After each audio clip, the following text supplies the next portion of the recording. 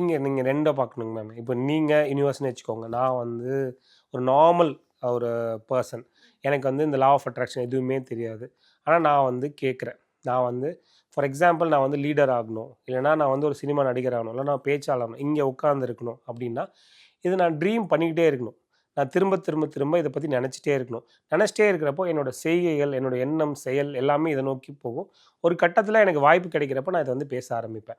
So இந்த சைட்லேருந்து நான் போட வேண்டிய எஃபோர்ட்ஸ் என்னென்னா, அதை பற்றி நினைக்கணும், அது நடந்துட்டதாக ஃபீல் பண்ணுது. ஸோ நீங்கள் பார்த்துட்டே இருக்கிறப்போ, நீங்கள் வந்து ஒரு டீச்சராகவோ இல்லை நீங்கள் வந்து யூனிவர்ஸாகவோ இருக்கிறப்போ என்ன பண்ணுவீங்கன்னா, யார் ஒரு 10 பசங்க இருந்தாங்களோ, 10 குழந்தைங்க இருந்தாங்களோ, அதில் யார் வந்து ரொம்ப ஆர்வம் காட்டுறாங்களோ, யார் வந்து கொடுத்த வேலையை விட கொஞ்சம் ஜாஸ்தி செய்கிறாங்களோ, இல்லை அனுபவித்து செய்கிறாங்களோ, அவங்கள நீங்கள் கூப்பிட்டு பாராட்டுவீங்க, எக்ஸ்ட்ரா கொடுப்பீங்க.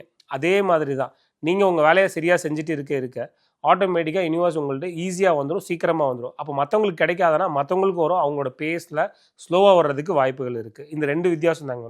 ஸோ நம்ம பண்ண வேண்டியது, நம்ம வந்து கிடைச்சிட்ட மாதிரி நினைக்கிறப்போ நம்மளோட எண்ணம், செயல், சிந்தனை எல்லாமே அதை நோக்கியே ஆகும்.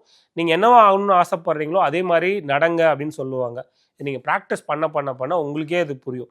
நிறைய நேரங்களில் நீங்கள் உட்காந்துருக்கீங்கன்னா இது நீங்கள் உங்களுக்கு தெரிஞ்சோ தெரியாமலோ நீங்கள் மேனிஃபெஸ்ட் பண்ணியிருப்பீங்க சின்ன வயசுலேருந்து.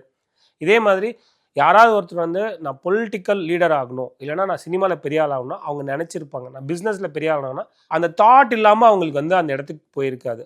மேபி அவங்களுக்கு அதை நோட் பண்ணியிருக்கலாம், நோட் பண்ணாமல் இருந்திருக்கலாமே ஒழிஞ்சு, பட் ஆப்வியஸாக அந்த தாட் அவங்களுக்கு இருந்திருக்கும். அந்த மாதிரி நினச்சி பார்த்துருப்பாங்க.